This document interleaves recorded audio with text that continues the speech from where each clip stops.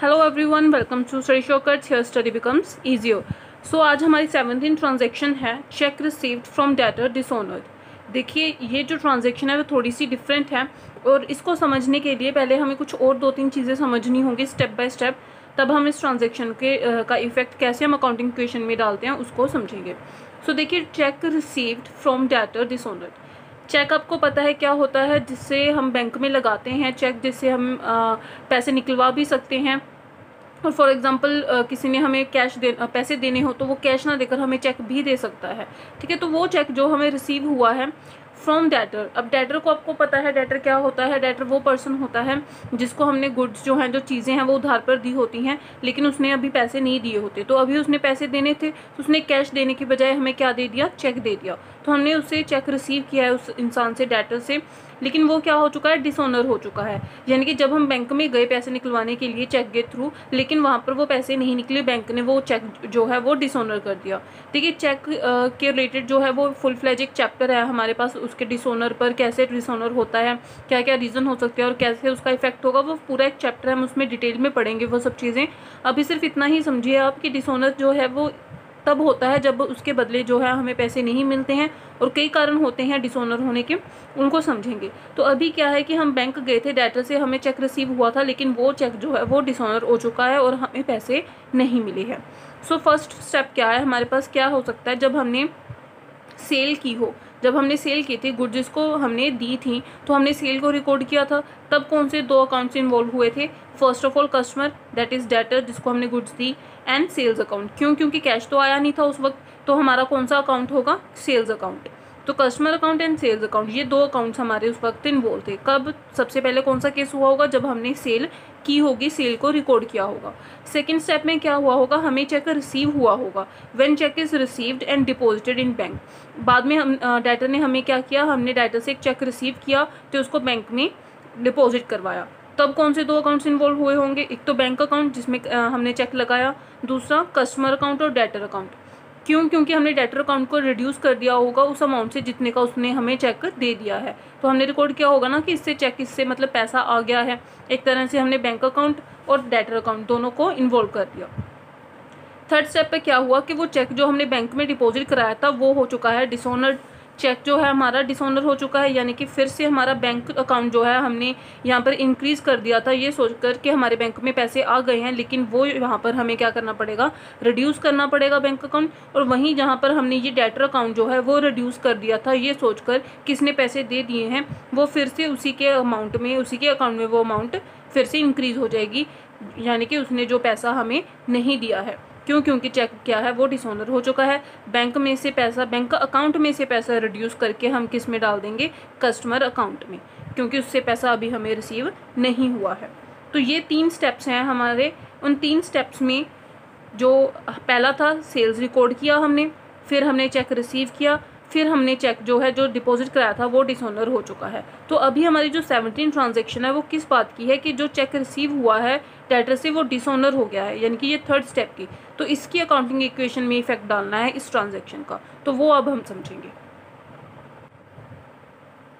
तो देखिए, ये केस थर्ड, यानी कि हमारा थर्ड स्टेप का जो है उसका ट्रांजैक्शन हम यहाँ पर लिख रहे हैं। एसेट साइड है, ये हमारी कैपिटल प्लस लायबिलिटी साइड है। डेटर्स अकाउंट और बैंक अकाउंट हमारे एसेट साइड पे हैं।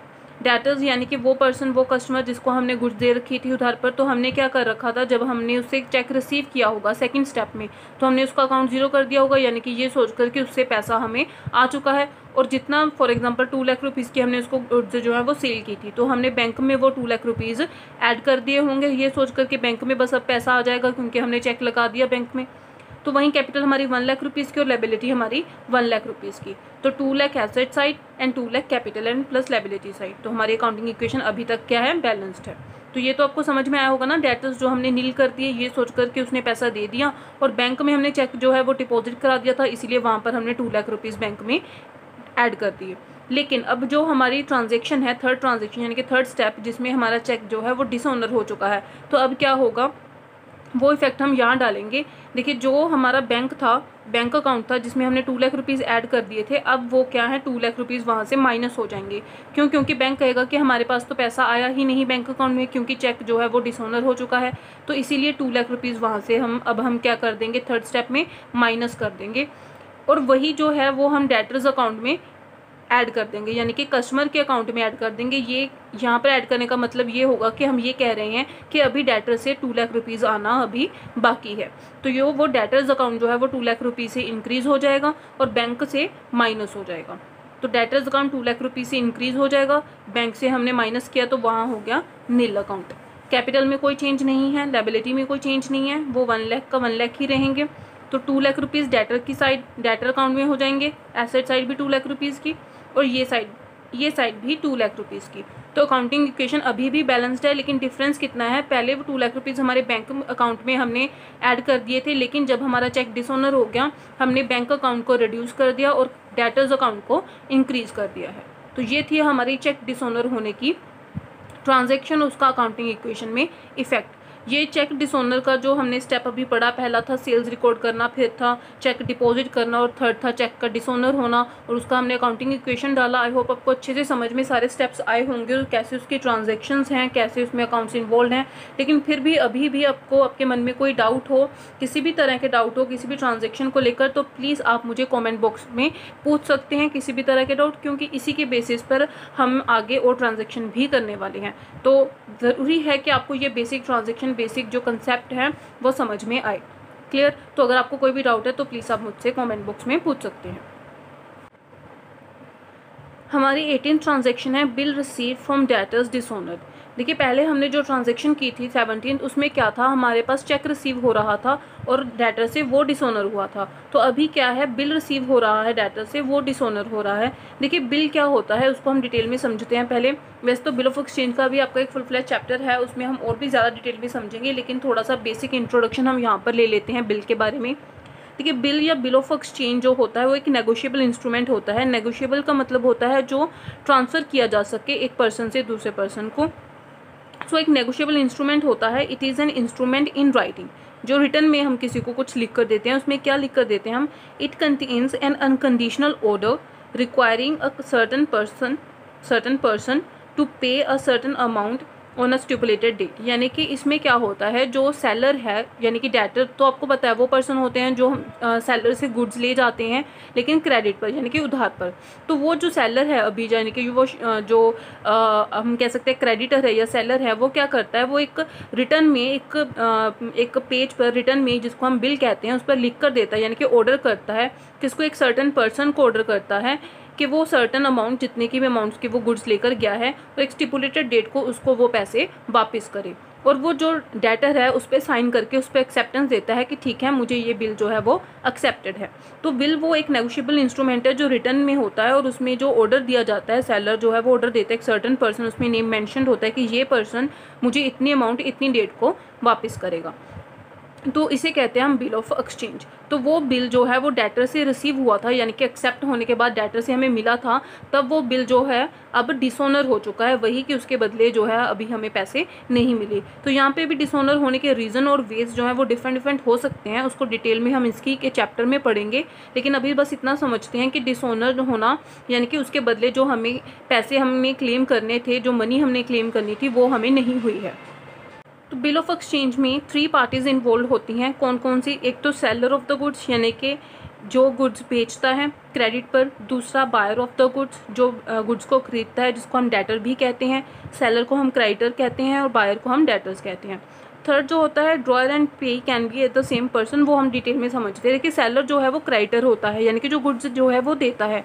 अब वो जो गुड्स देता है, मैंने पहले आपको बताया कि बिल जो है वो बनाता है, यानी कि वो ऑर्डर करता है, जो बिल को ड्रॉ करता है उसको कहते हैं ड्रॉयर, और वो करता है सेलर। उसको ड्रॉयर भी कहते हैं, यानी कि मेकर ऑफ द बिल, जो बिल को बनाता है। बनाया किस पे जाता है? बायर पर बनाया जाता है, जो उसको बाद में एक्सेप्ट करता है, तो उसको हम कहते हैं ड्रॉई। ठीक है, accept the bill, the person who accept the bill, यानी कि डेटर। तो सेलर जो है वो ड्रॉयर होता है क्योंकि वो बिल ड्रॉ करता है, लेकिन डेटर जो होता है यानी कि बायर ऑफ द गुड्स, वो एक्सेप्ट करता है बिल को, तो उसे कहते हैं ड्रॉई। ठीक है, उसके बाद जब ड्रॉई जो डेटर है उसने बिल एक्सेप्ट कर लिया, लेकिन आफ्टर सर्टेन टाइम तो वो क्या करेगा, उसको जाके पैसे जो है वो वापस करेगा, जितना भी 3 मंथ 5 मंथ जितना भी उस बिल में जो है वो डेट वो टाइम जो है वो मेंशन होता है। तो अब वो पैसे जाकर किसको वापस करने हैं, वो सेलर भी हो सकता है या सेलर के बिहाफ पर कोई और पर्सन भी हो सकता है। यानी कि सेलर बिल में ये कह सकता है कि वो पैसे मुझे वापस करेगा, या किसी और पर्सन का नेम उसमें मेंशन कर सकता है कि ये पैसा वो उस पर्सन को वापस कर दे। तो यानी कि जिसको हमने पैसा वापस करना है, डेटर ने जाके जिसको पैसा वापस करना है, उसे हम कहते हैं pay. To whom money will be paid, जिसको पैसा वापस किया जाता है उसको कहते हैं पे। अब पे जो है वो सेलर भी हो सकता है और कोई और पर्सन भी हो सकता है। तो यानी कि जो पे है वो ड्रॉयर और पे कैन बी अ सेम और डिफरेंट। तो ड्रॉयर और पे जो है वो सेम पर्सन भी हो सकते हैं और डिफरेंट पर्सन भी हो सकते हैं। तो इसीलिए इसमें 3 पार्टीज़ जो हैं वो इन्वॉल्व मानी जाती हैं। एक तो ड्रॉयर यानी कि क्रेडिटर सेलर जो बिल को बनाता है, ड्रॉई यानी कि डेटर बायर जिस पे बिल बनता है और जो एक्सेप्ट करता है बिल को, और पे यानी कि जिसको पैसा वापस किया जाता है।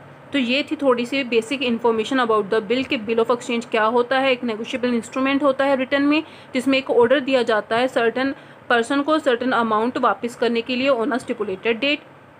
उसमें 3 पार्टीज इन्वॉल्व होती हैं, ड्रॉयर ड्रॉई एंड पे।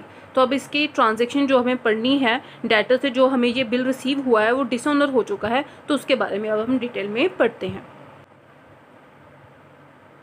देखिए इसमें फर्स्ट स्टेप है the issue of the bill, यानी कि जब हमने डेटर्स को गुड्स क्रेडिट पर दिए होंगे तब हमने एक बिल ड्रॉ करके उसको दिया। हमने मीन्स हमारे बिजनेस ने, यानी कि सेलर ने और या फिर हम कह सकते हैं ड्रॉयर ने, तो एक बिल ड्रॉ किया होगा। तब जब वो बिल ड्रॉ किया होगा तो कौन से अकाउंट्स इसमें इन्वॉल्व होंगे, बिल रिसीवेबल अकाउंट, यानी कि बिल रिसीवेबल यानी कि हमने बिल जो है वो ड्रॉ करके दिया है, उसको रिसीवेबल इसलिए कहा जाता है यानी कि इस बिल पर हम पैसा रिसीव करने के राइट में ही है, हमारे पास राइट है कि उस पर इस बिल पर हम रिसीव कर सकते हैं, तो इसी के लिए हम इसे कहते हैं bill receivable account. Second is ड्रॉई account और डेटर अकाउंट। ये दूसरा अकाउंट उस कस्टमर का होगा जिस पर हमने वो बिल जो है ड्रॉ किया है। तो यानी कि इशू ऑफ द बिल हमारा जो है वो फर्स्ट स्टेप होगा जब हमने बिल इशू किया। उसमें 2 अकाउंट इन्वॉल्व हैं, bill receivable account and ड्रॉई account. Second step is the bill is retained until maturity. For example अगर हम वो बिल जो है वो 3 मंथ्स बाद जो है वो पे करने का है, यानी कि उसमें लिखा हुआ है कि डेटर 3 मंथ्स के बाद पेमेंट करेगा, तो यानी कि मेच्योरिटी पीरियड कौन सा होगा, 3 मंथ्स के बाद जो डेट उसमें मेंशन्ड होगी वो हमारी मेच्योरिटी डेट होगी। तो बिल जो है अब वो सेलर क्या करेगा, मेच्योरिटी तक उसको संभाल कर रखेगा अपने पास। तो जब वो संभाल कर अपने पास रखा हुआ है तब तक उसमें कोई एंट्री नहीं होगी। तो थर्ड स्टेप क्या आता है हमारा, the bill is dishonoured with the bank. तो अब 3 मंथ के बाद क्या हुआ कि वो बिल लेकर गए बैंक के पास उससे पैसे लेने के लिए, चाहे वो बैंक के पास हो या फिर वो डेटर के पास जाएं, तो वहाँ पर बिल क्या हो जाता है हमारा, डिसऑनर हो जाता है, यानी कि उसके बदले हमें पैसे नहीं मिलते हैं। तब कौन से 2 अकाउंट इन्वॉल्व होंगे, एक तो ड्रॉई अकाउंट यानी कि वो डेटर वो कस्टमर जिसने पैसे देना था लेकिन अभी नहीं दिए, दूसरा हमारा बिल रिसीवेबल अकाउंट, यानी कि यही वाले 2 अकाउंट्स, यही जो 2 अकाउंट्स हैं वो फिर से हमारे इसमें इन्वॉल्व हो जाएंगे। ठीक है, तो वो ड्रॉई अकाउंट और बिल रिसीवेबल अकाउंट डिसऑनर होने पर ये 2 अकाउंट्स जो हैं वो इन्वॉल्व होंगे। ड्रॉई अकाउंट क्या होगा, डेटर अकाउंट फिर से इंक्रीज हो जाएगा उतने ही अमाउंट से जितना उसके पास उसके अकाउंट में पहले से था कि इसने इतने पैसे हमें वापस देने हैं, तो अभी भी वो देने ही हैं क्योंकि डिसऑनर हो चुका है तो पैसे हमारे पास नहीं आए हैं। दूसरा बिल रिसीवेबल अकाउंट, जो बिल रिसीवेबल अकाउंट था पहले हमने लिखा हुआ था कि हमारे पास इतना पैसा आ जाएगा बिल रिसीवेबल से, लेकिन अब वो है नहीं आ रहा, तो ये जो है वो रिड्यूस हो जाएगा। तो अब ये 3 स्टेप्स थे। सबसे पहले बिल हमने इशू किया, कौन से 2 अकाउंट इन्वॉल्व थे, bill receivable account and ड्रॉई account. फिर जो सेलर है उसने बिल जो है अपने पास रिटेन करके रखा मेच्योरिटी तक, तब तक कोई एंट्री नहीं होगी। थर्ड स्टेप है कि जब बिल पे हम जो है पैसा लेने के लिए गए, चाहे वो बैंक में गए या फिर डेटर के पास गए, तब हमारा जो है अकाउंट कौन से इन्वॉल्व होंगे, डेटर्स अकाउंट और ड्रॉइज अकाउंट।